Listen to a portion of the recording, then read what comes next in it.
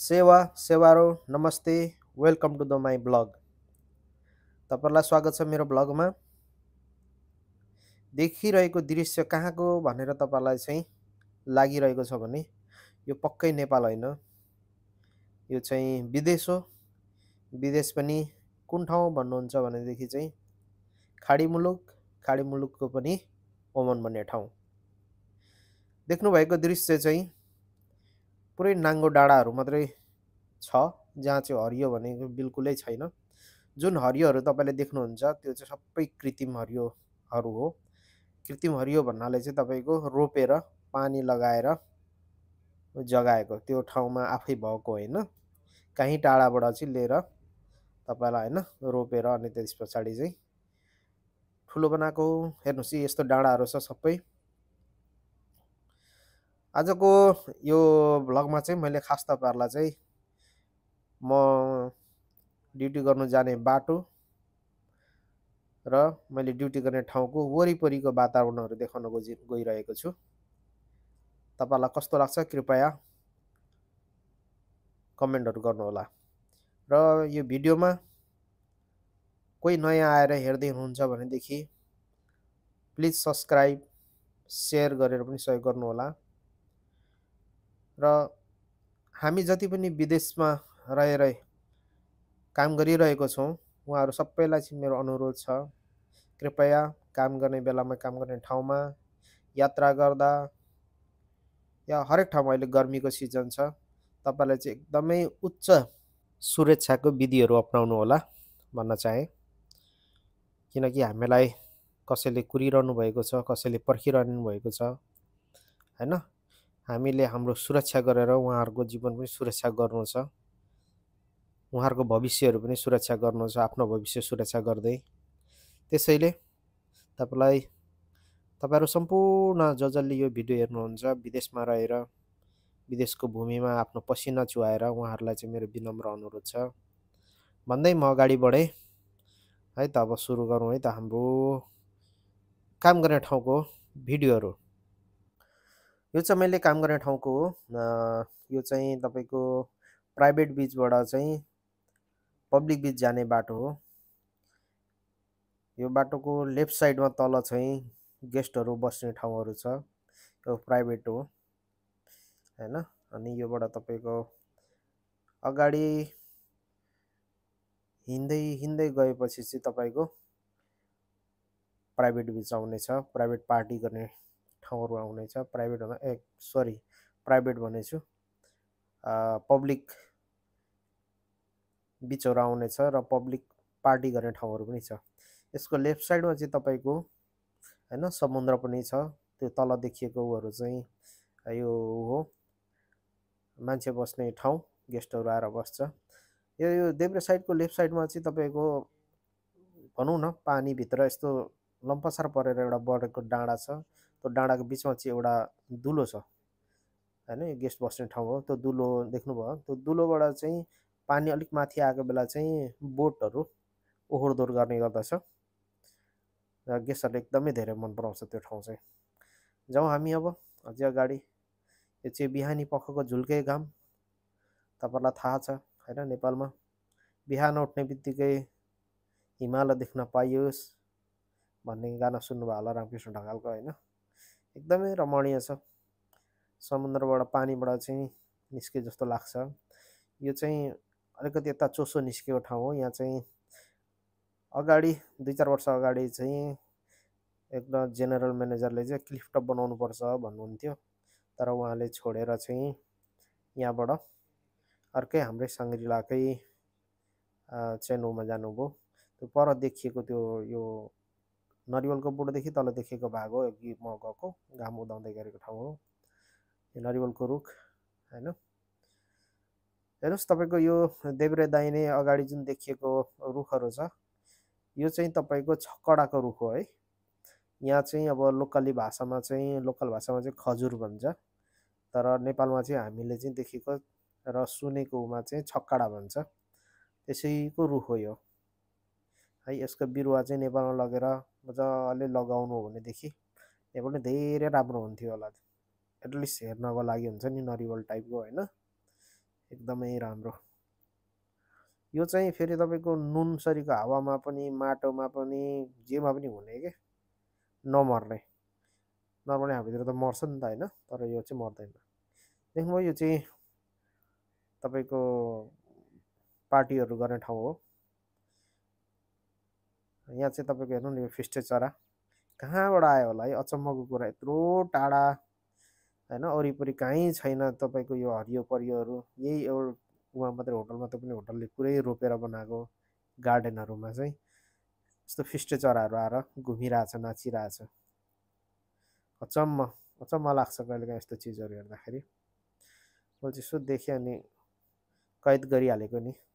मलाई चाहिँ मनपर्छ चराचुरुङ्गीहरू, त्यही भएर। हेर्नुहोस् यो चाहिँ अलबन्दर भन्छ। यो लेफ्ट साइडमा तल देखिएको त ऊ चाहिँ CO2 भन्ने बिच रेस्टुरेन्टको हो, तर अहिले चाहिँ गर्मीले गर्दा सरेको छ। यो चाहिँ चिस्पाको गार्डन। चिस्पा भनेको चाहिँ के भन्नुहुन्छ भने त मसाज गर्ने ठाउँ हो होइन, किनभने मान्छेलाई रिल्याक्स चाहिन्छ, त्यही भएर चाहिँ यो गार्डन पुरै गार्डन बनाएको छ।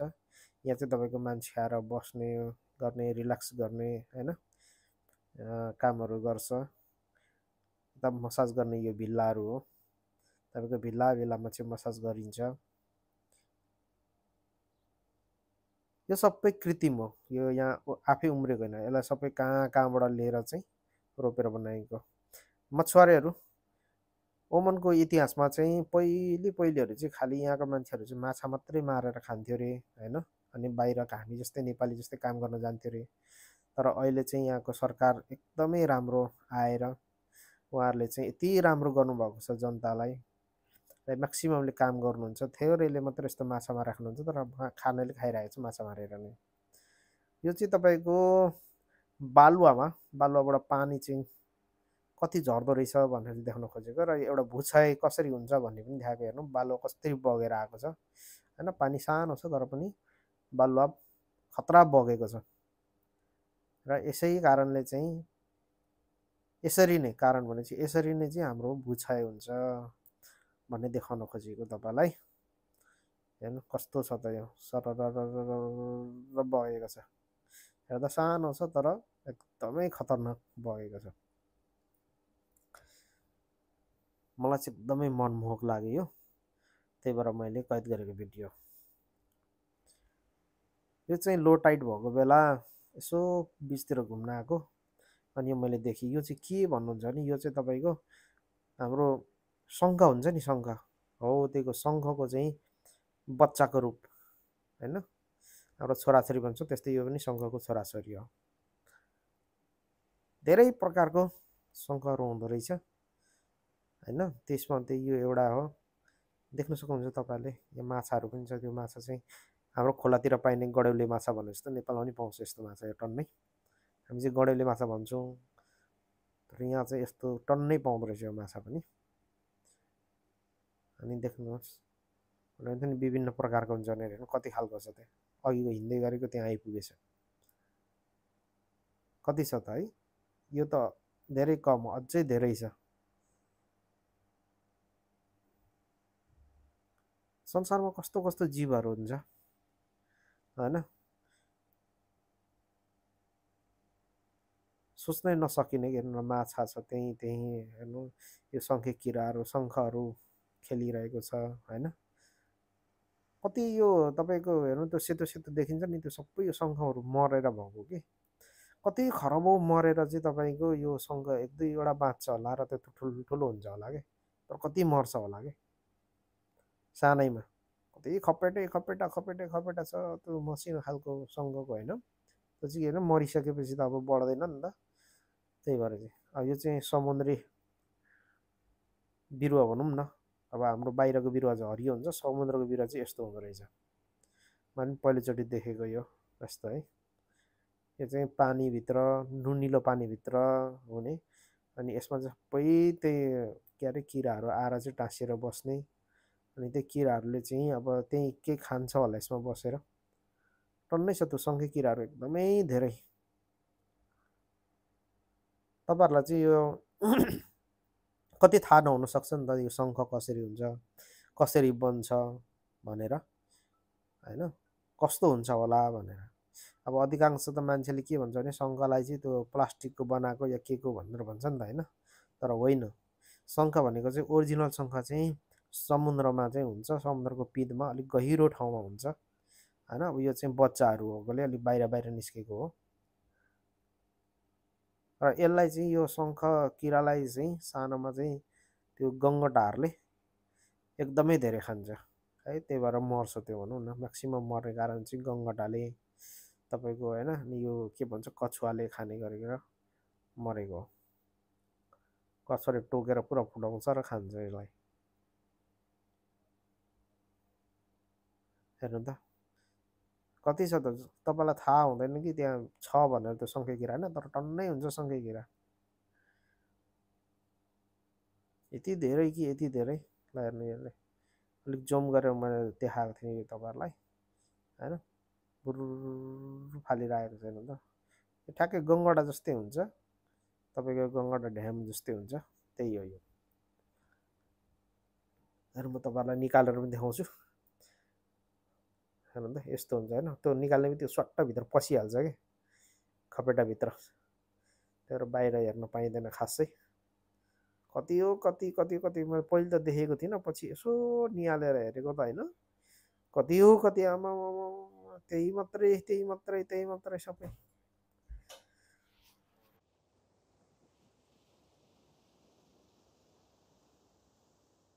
तपाईँहरू यसरी काहीँ पनि समुद्रमा घुम्दै हुनुहुन्छ भने कृपया झट्ट देख्ने बित्तिकै कुनै पनि चिजहरूमा हात नलगाउनु होला।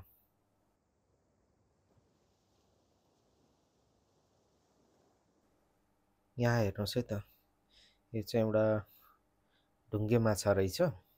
ढुङ्गे माछा भन्छ त्यसलाई चाहिँ, स्टोन फिस भन्छ। त्यो स्टोन फिस रहेछ तर जिउँदै नमरेको, पानी बाहिर। त्यसले चाहिँ तपाईँको औँलै गिडाइदिएको छ, पक्लकै औँलै गिडाइदियो है। त्यही भएर गर्दाखेरि यस्तो चिजहरू चाहिँ तपाईँहरूले एकदमै गर्नु होला। म त्यसको फोटो राखिदिन्छु कसरी गिडायो भनेर चाहिँ। यो चाहिँ यस्तरी गिडाएको छ कि यस्तरी गिडाएको छ कि तपाईँहरूलाई देख्दाखेरि पनि आँखा झिरिङ्ग हुन्छ। त्यही भएर तपाईँहरू यो चिजमा चाहिँ एकदमै सतर्क रहनु होला। समुद्रको छेउमा जाँदाखेरि चाहिँ समुद्री त्यो माछाहरू पक्रिने यो पक्रिने चाहिँ नगर्नु होला, किन भन्दाखेरि उनीहरू एकदम जहरिलो पनि हुन्छ, विष पनि हुन्छ उनीहरूसँग, अनि एकदमै खतरनाक पनि हुन्छ। हेर्नुहोस् यो पनि समुद्री ऊ हो, पानी झरेकोले गर्दाखेरि यिनीहरू चाहिँ अलिकति उ गर्छ, पानी सुकेकोले गर्दाखेरि। पानी सुक्यो भने यिनीहरू पनि सुक्छ होला सायद, किन भन्दा यो त पानीभित्र बाँच्ने हो नि त होइन।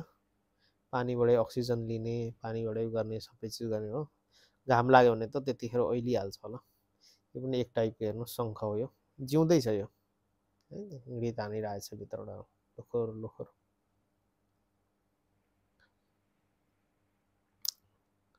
हेर्नुहोस् विभिन्न खालको शङ्खहरू तपाईँहरूलाई